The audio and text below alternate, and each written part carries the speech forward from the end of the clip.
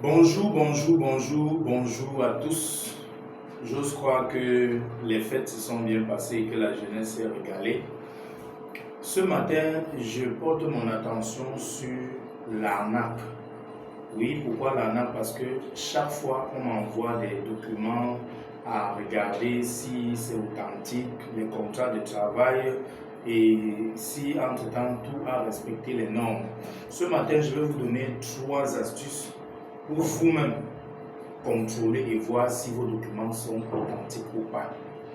Déjà, d'entrée de jeu, j'aimerais vous préciser que le Canada, les entreprises canadiennes ne vous contacteront jamais par WhatsApp. Donc, si un gars ou une personne est en train de vous écrire sur WhatsApp, déjà à 9 sur 10, c'est de l'arnaque. Donc, vous devez être confiant que le Canada utilise les moyens comme les mails, et leurs mails ne sont pas comme nos mails ici. Il y a toujours des insignes dans leurs mails. Ils utilisent cela pour nous contacter. Ils ne discutent même pas pour longtemps. Ça, c'est la première des choses. Donc, si vous êtes en train de dialoguer avec quelqu'un par WhatsApp, il est en train de vous promettre de vous donner des visas ou les tests de langue ou quoi que ce soit, comme beaucoup m'ont écrit depuis un certain temps, c'est de l'arnaque. Arrêtez tout de suite de causer avec ces numéros.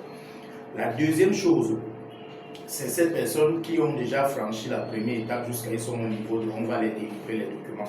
Je vous rappelle que toute personne qui va vous demander de déposer de l'argent avant de vous envoyer par DHL ou par quoi que ce soit la documentation ou un visa ou un titre de séjour, mon ami, c'est de l'arnaque. Il faut faire très attention, on ne dépose pas de l'argent. Il y a VFC Global qui est représenté dans plusieurs pays par lequel le Canada utilise pour prendre les documents et ils ne vous contacteront jamais à distance. Vous viendrez avec votre documentation déposée et c'est après 3 semaines qu'ils vous appelleront pour vous dire si votre document a été validé ou pas. Maintenant, la dernière des choses, c'est le contrat de travail. Vous voyez, à cause de cette recherche de travail international, beaucoup se laissent tromper, beaucoup se laissent arnaquer par les contrats de travail. Un contrat de travail authentique a plusieurs éléments. D'abord, la première des choses, c'est le salaire. Un contrat de travail canadien en bonne et due forme, on ne mettrait jamais le salaire en détail. Le salaire dans le contrat canadien est annuel. Il faut bien comprendre cela. Salaire brut annuel.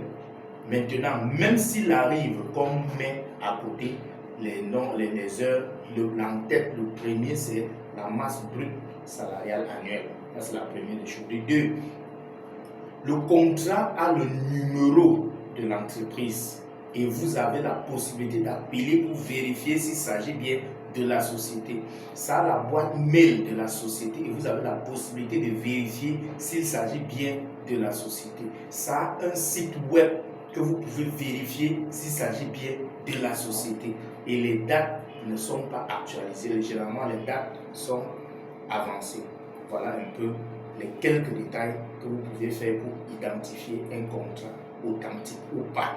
Et je vous précise, un patron ne signerait jamais un contrat avec le cachet tant que toi, l'employé, tu n'as pas encore signé.